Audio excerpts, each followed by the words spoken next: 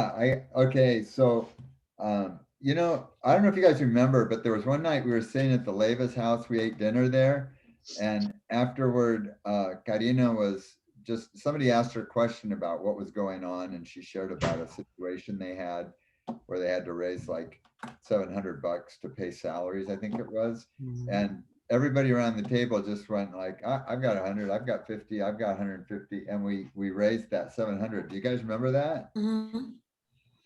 Well, I don't know, but I think that was kind of the that God did something out of that. I think both in us and in them, and something that in the whole team, and because that generosity has just continued to spill out. And I told the board, I was there for another reason, but I said I just got to tell you what's come out of this trip because it's so amazing.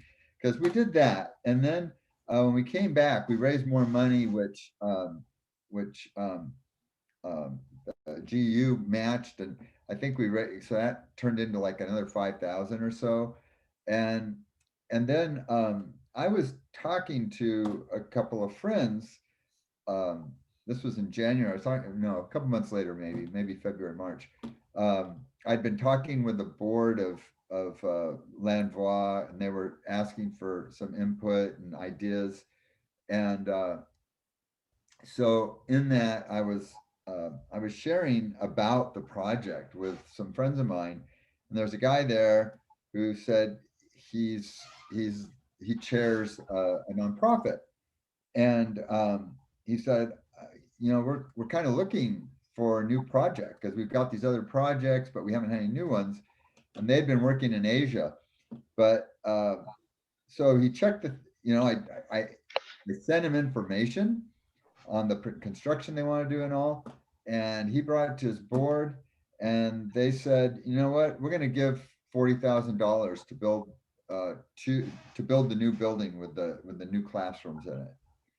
And if they, because they sent really detailed blueprints and everything, and a budget from the architect, and he said, I've never gotten this detailed a report from any school ever. And he said the board saw that and they're like, we're in. So they said, we'll give the 40,000, but first they have to have their own property because it can't be on city property or something like that. It's got to be their own.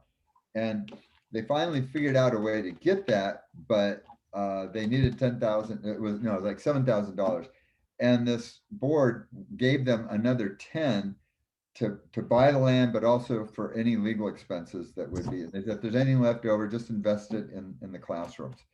So this comes out of our trip, and me bragging about what you guys had done, and this guy overhearing it, and but it keeps going from there because another one of their board members turned out had to go to Guatemala, and he said, "Hey, I want to check out this thing."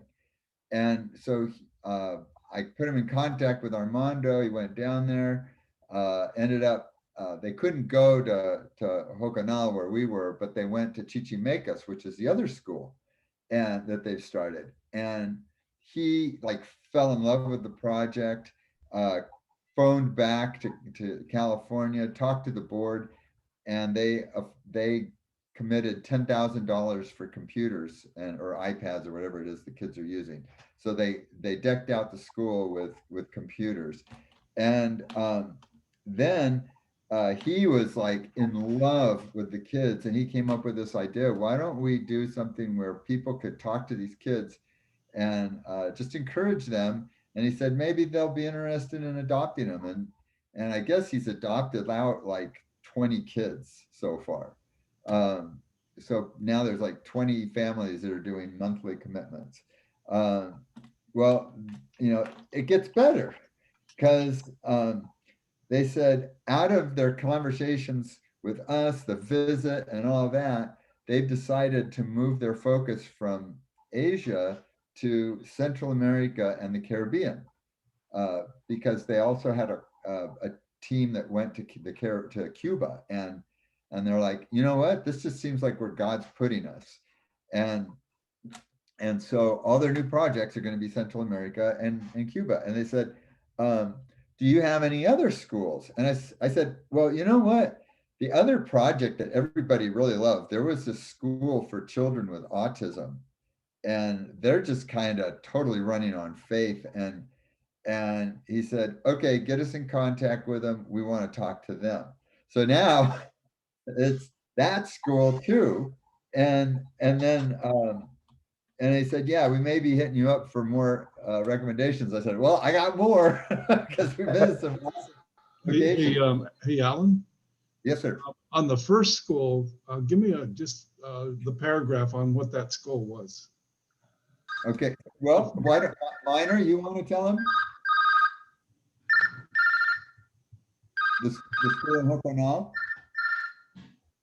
Yeah, I'm sorry, I was like, somebody's phone is going on.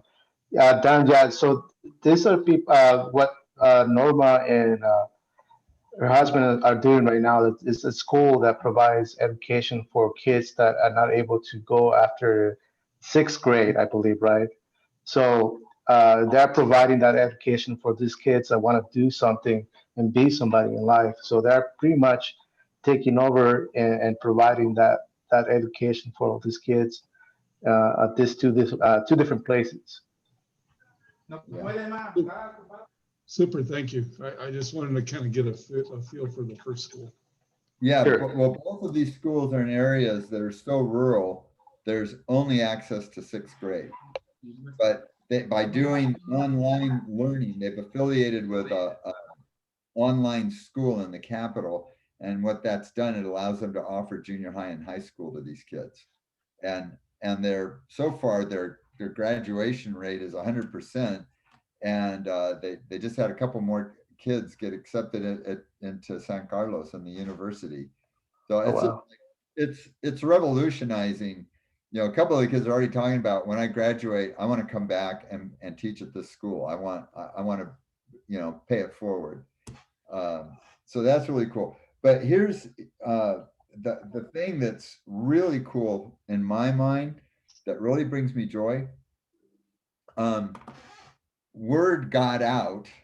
I don't know how, but word has gotten around to some Christian businessmen, one of whom I know, and they're like, why are we letting North Americans do all this? Why aren't we? We're Christians. We're in our own country. Why aren't we taking responsibility for this? And so there's like 3 of them that have joined the board. So now the majority of the Landvois board is Central Americans.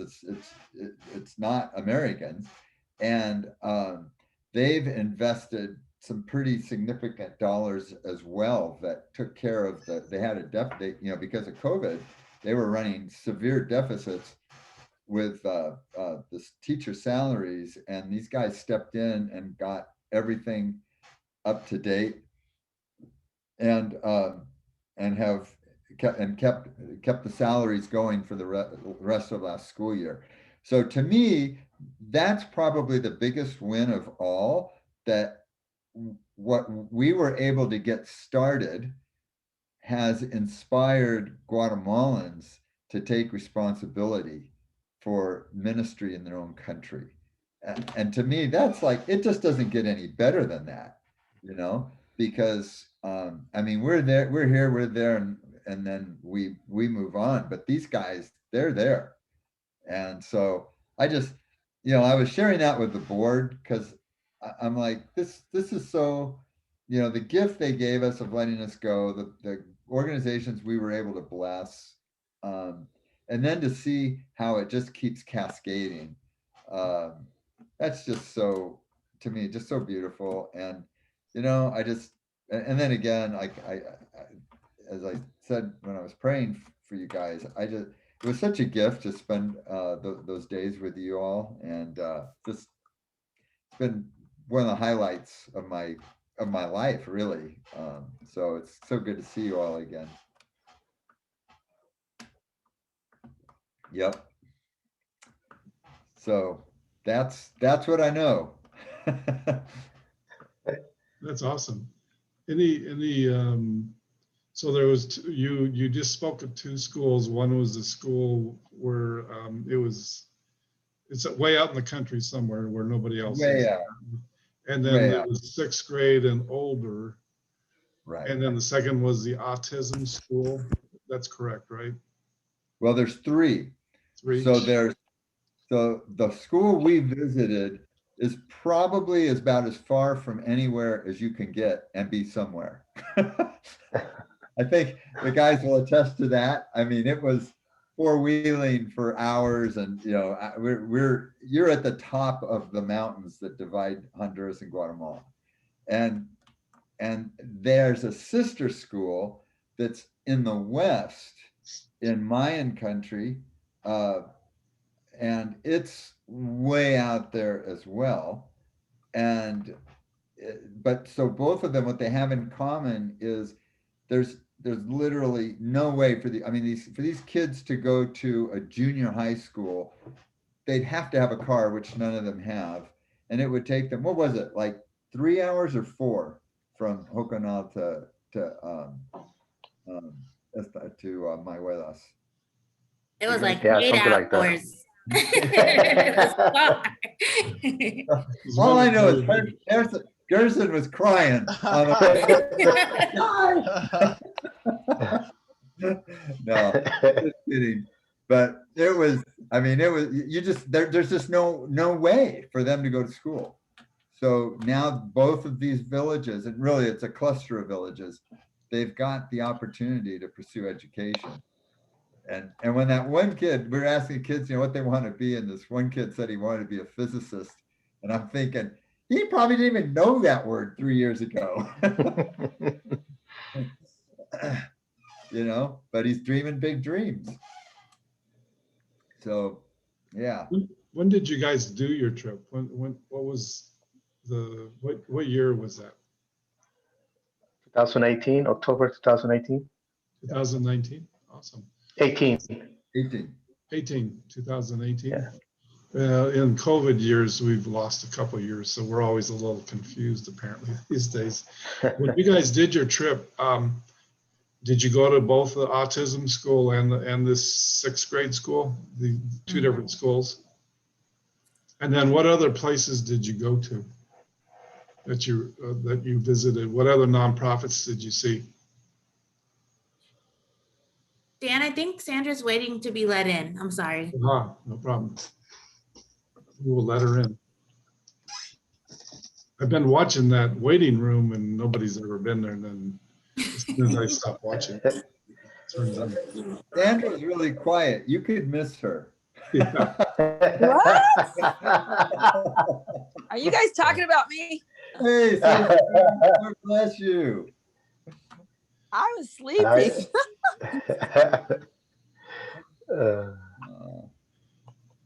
Ellen was just reviewing some good news about the two schools you guys saw, Sandra, on your 2018 trip to Guatemala. And I asking continue. what Go ahead. other places that you guys visited that you can remember? The two schools. Didn't we go to the place where they did they sewed things for their Yeah, they had a daycare. We bought The daycare. bags. The daycare. Right. And Remember?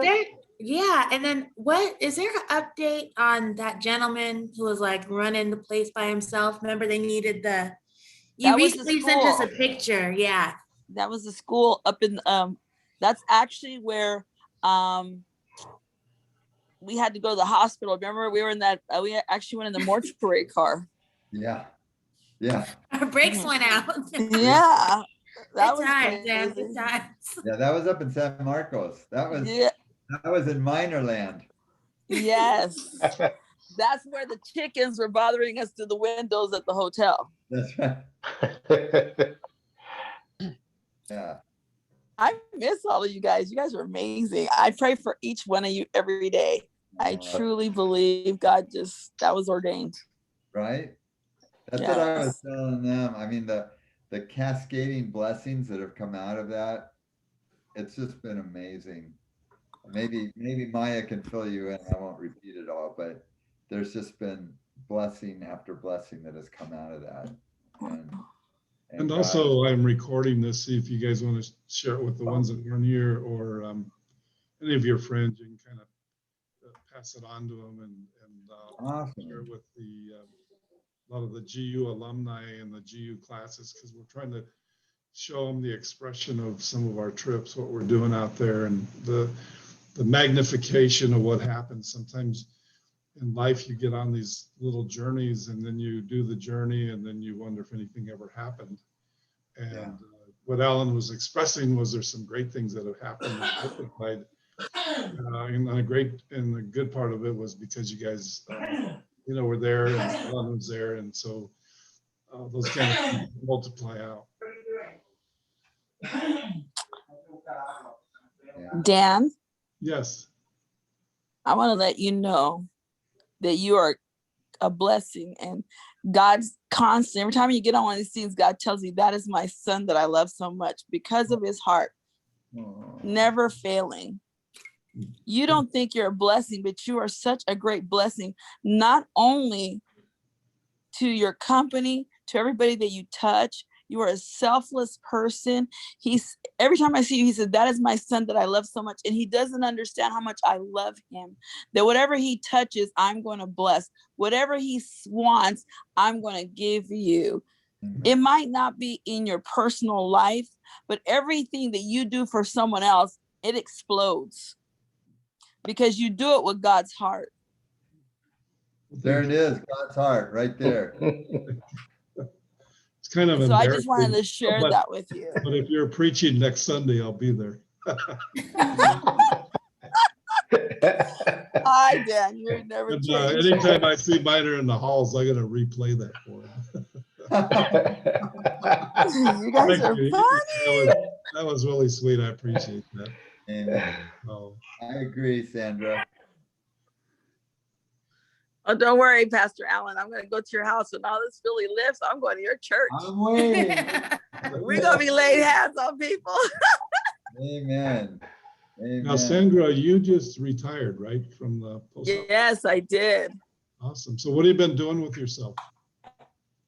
What am I even doing? I think I'm actually doing full-time ministry in every capacity that I didn't even realize. I'm mentoring a lot. I'm talking a lot to people. I just went to Hawaii just to, rest. Right.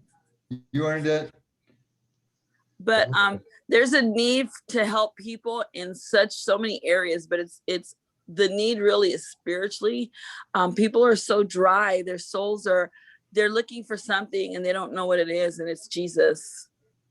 And marriages, I'm a P12 leader marriages, and marriages are struggling like never before. They don't even know why they're married. They don't even know why they got married. They don't understand that if you don't have a relationship with God, how can you carry such a weight of someone else? And so, I don't know if I'm really retired. I think it's just another journey in my life.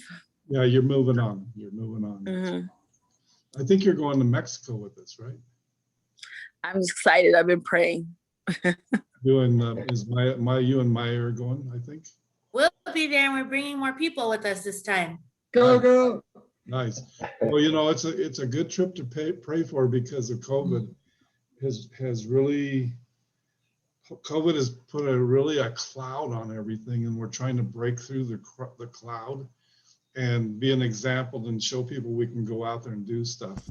And a lot of it's up here because we've been so beat down with COVID. So anyway, I've been praying really hard that we get 30 people between GU and the construction guys for that trip. So I appreciate you guys coming. And, no, people, look, I'm going to encourage you. The way COVID came in, April 1st, you're going to see doors and things open, more people healed. This was this was a lesson for the believers. It was a lesson that we take things for granted. We don't realize the voice we have. And so we need to not waste it. We need to value it. And we need to value people and love them. Just don't waste your time talking nonsense. I think that COVID was really teaching us, what are we really focused on? What are we speaking on? Wow. Yep. Well, listen, you guys, thanks for being on the call. I will record it and we'll send out the link for you guys. If you have anything else that, maybe if you have anything that you can share about generosity that's impacted you from this trip, if any of you have something maybe you want to say really quickly. Gerson, I know, has gone on some service days at Power Plus. Woohoo! Power Plus is really cool about this. They give us 10 service days a year to go help a nonprofit, and they pay us for it. And Wow. I get kind of crazy because nobody really takes advantage of that. And so I'm always going around saying, you know, you can go help a nonprofit for a day or two, and you don't lose a penny of what you're making it work. Wow. And so anyway, yeah, it's just really cool. Wow. That's amazing. Yeah. You guys have an amazing company. I mean, just to teach people how to be generous, not only with money, but with their time. Just how you speak to people, you are very generous to them. Even in that, I think that going on this trip taught me, like I said, just the value of generosity of what are you sowing into? You guys sow into so many amazing things, but you sow into each other, and people don't do that. Most companies don't sow into each other. Most companies just tear each other apart. I think I learned, my God, you know, to have a business, that's the way to have a business, so it flourishes, it doesn't die. And so, I mean, giving university taught me that even a company, you should value that. And you guys have a valuable company. Yeah. Yeah. And we are very grateful to Steve Bray for making that possible. I mean, we all get to participate, but he's been very faithful in you know, in sharing what he could keep, and God is you know, put it on his heart, and always I'm sure the temptation is to keep it.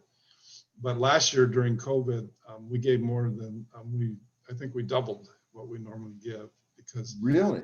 that came from Mr. Bray's heart. He wanted to make sure we didn't take advantage of people, and he wanted to really lay it out that you know, we want to help people. There's so many people that are hungry these days, and Yes, bad as it is in the United States, it's way worse everywhere else. So anyway, we're really blessed for that, to work for that. And it, you know, when we're doing our job and it's a little boring or it's a little hard or it's a little whatever, at least it gives us a little bump to know we're helping somebody in Guatemala or Kenya or Cambodia. You know, But well, Guatemala changed my life, I can tell you that. super. Same. Alan, which or Minor, which of your places that you visited could use a little bit of help right now, do you guys think? Of the places you guys visited? I mean, I'll probably say all of them. I know the one that we visited in San Marcos. Probably, you know, I can follow up with him and see how he's doing. But definitely, he's one of those guys that he felt he was alone and he was fighting against the whole world. Mhm. But you know, after we got there, What was his nonprofit? say They that deal again, you with kind of break. they deal with handicapped children, like Down syndrome, even Yes. adults. They also do when you get hurt and you need therapy. What is that called? Physical Physical therapy. therapy. Yeah, he did physical therapy for adults also and children. yeah, I Here's- know they did build what they had wanted to build. We saw those pictures, but yeah, the Yes. guy's he doesn't have a lot of Support. support. He didn't have any equipment. Remember, his equipment was just Yeah, stuff that was donated. It was Right. horrible. Well, Minor, why don't you do this? Because I sense from the group, you guys kind of agree this person maybe could do a little extra. Why don't you get with maybe Maya or Sandra and give me like 2 paragraphs that I could turn into the GU board, and we could maybe get them a little mini grant to help them, especially during these days. Sure. So if you could put together a couple paragraphs, I'm happy to turn that in. And That'd we be- try to Yeah, help. yeah, definitely. Yeah. Yay. Yeah. I'll send you some stuff this week, Minor. Sure, thank you. From what And I had. I'll try to call him and follow up with him too, Yeah, to see make how sure. he's doing. Yeah, if you could just make sure it's a legit need and kind of what he needs a little bit. You know, it won't be a huge grant, but it'll be a little something to help him out. Right. Sure. We're trying to go helps. back and visit some of our nonprofits, and just especially during today's world, we're just trying to help them out a little bit. Yeah. Right. Yeah. I just remembered he didn't really have anything, but all he was worried about was building an awning so that the moms and the little kids didn't have to wait in the rain. Yes. Yeah. But he didn't have any equipment and stuff Right. like that, remember? Because I mean, for the physical therapy, what he had was donated, and it didn't meet up the standards of what he was doing for a lot of people. I remember he was telling me that they locked up the kids when the kids didn't, they were not able to, they didn't look normal. They would lock them up in closets and stuff. So I remember the whole trip. If I start from the day one to go to every place, then I remember everything that we spoke with the people. But I think I was with him, it was because he gave up his whole retirement to do this. And he didn't Yes. understand why he wasn't getting blessed as much. But then he understood that there was too many hands and too many cultures in his that nonprofit. Yeah. Because it was based on that little girl. Remember the little girl that was handicapped? That's her picture on the wall when you walk in on the side. That's right.